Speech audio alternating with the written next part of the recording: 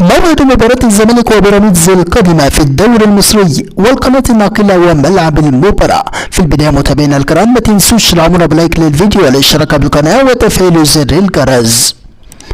يستعد الفريق الأول لكرة القدم بنادي الزمالك لمواجهة قوية وهامة مع نظيرها بيراميدز في بطولة الدوري المصري الممتازة، ومن المقرر أن يلتقي الزمالك مع بيراميدز على أرضية ملعب استاد الدفاع الجوية في إطار لقاءات الجولة العشرين من عمر مواجهات المسابقة المحلية.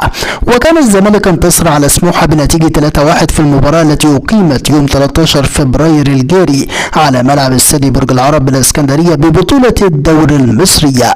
ويحتل الزمالك المركز الخامس في ترتيب جدول الدوري المصري برصيد 32 نقطة، بينما يأتي بيراميدز في المركز الثاني ب 38 نقطة.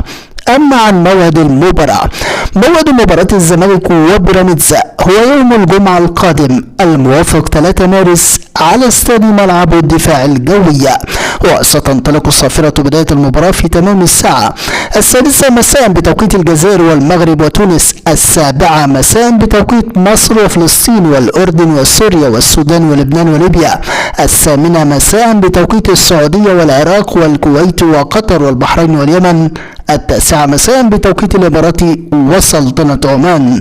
أما عن القناة الناقلة للمباراة، تذاع مباراة الزمالك وبيراميدز على مجموعة قنوات اون تايم سبورتس الناقل الحصري للدوري المصري وبطولة كأس مصر. متابعينا الكرام، نحن في انتظار نتيجة توقعاتكم عن المباراة في التعليقات، ولا تنسوا الإعجاب بالفيديو والاشتراك بالقناة.